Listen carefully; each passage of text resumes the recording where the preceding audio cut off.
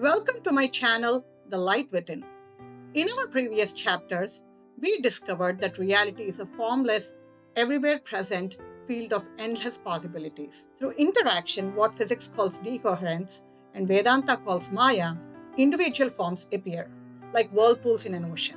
But here is the question sitting quietly underneath all of this. Are these separate looking whirlpools actually disconnected? Or does the ocean still unite them even after they take form? Are we really separate? And can we access more of our real selves? This is what we will be answering in this subchapter 5C.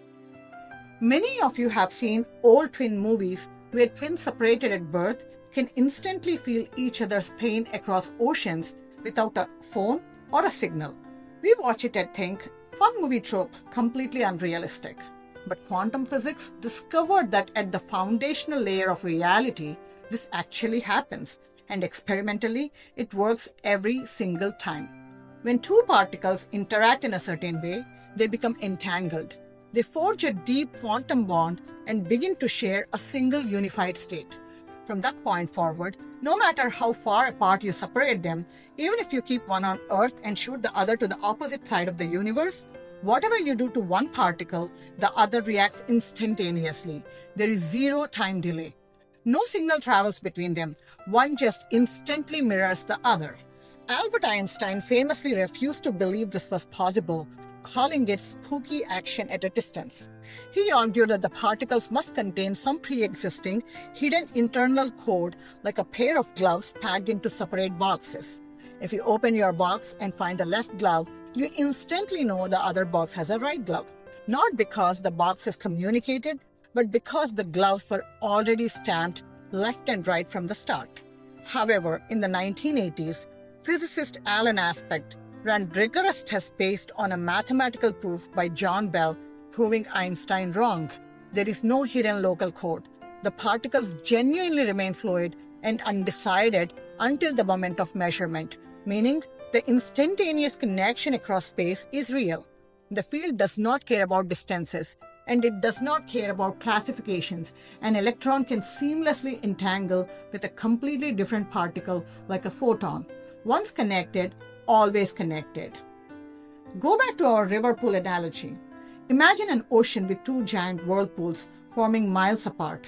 They look like two separate independent entities moving on their own, but they are not two separate things at all.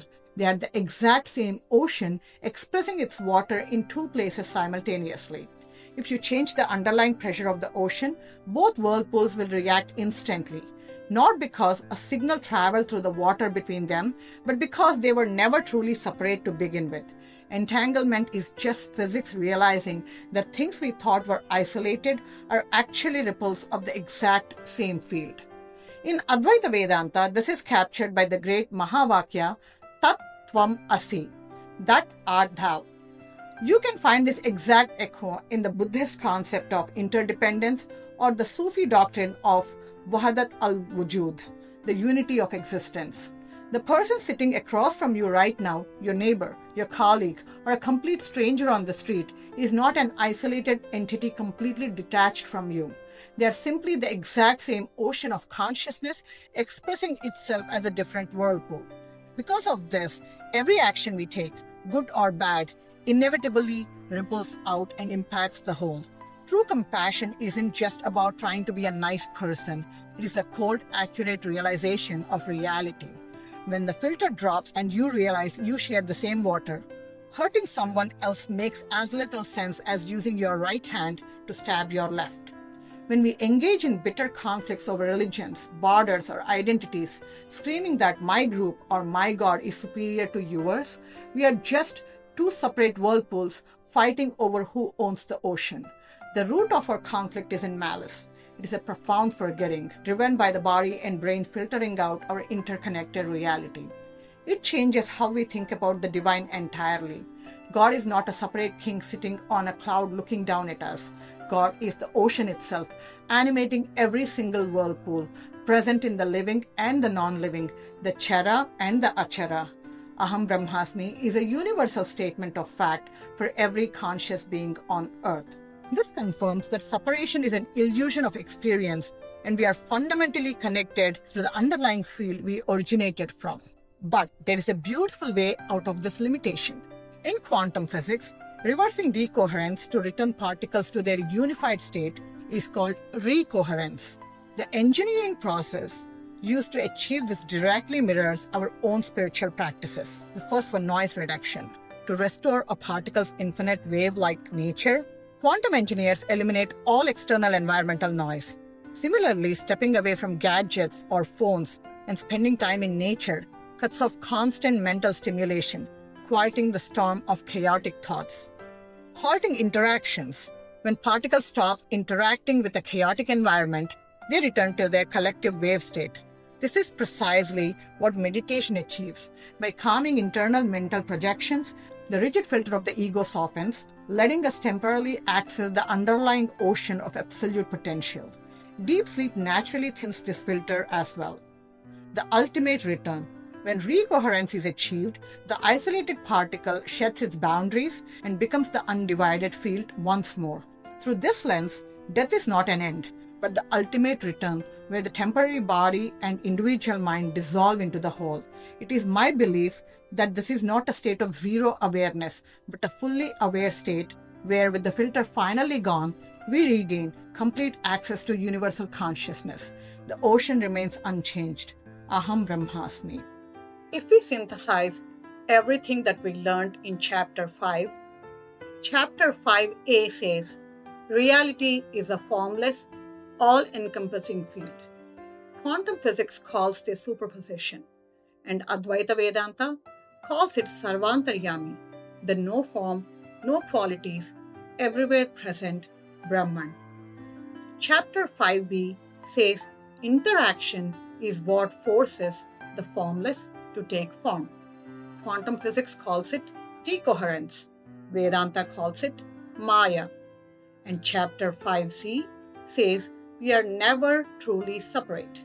Quantum physics says entangled particles are always connected no matter how separate they appear and regardless of the distance between them. Vedanta shows a similar analogy through Tattvam Asi. In this series, we are evaluating the claim that the brain filters universal consciousness into a localized human experience. But given what we learned in this chapter, the source never left. The underlying field is always present. The way back is always within us. Quantum physics calls this recoherence, and the method is to isolate interactions and noise. Spirituality says we can access our true nature through meditation and stillness of mind. Knowing we are the infinite ocean is liberating, but tomorrow morning, when we open our eyes, we are immediately pulled back into the daily grind of our routine. Every single morning, we wake up with our minds instantly racing with thoughts, schedules, and anxieties. Before we are even fully awake, the filter snaps online and we assume we are the ones consciously driving this entire show. But what if modern neuroscience suggests something far stranger?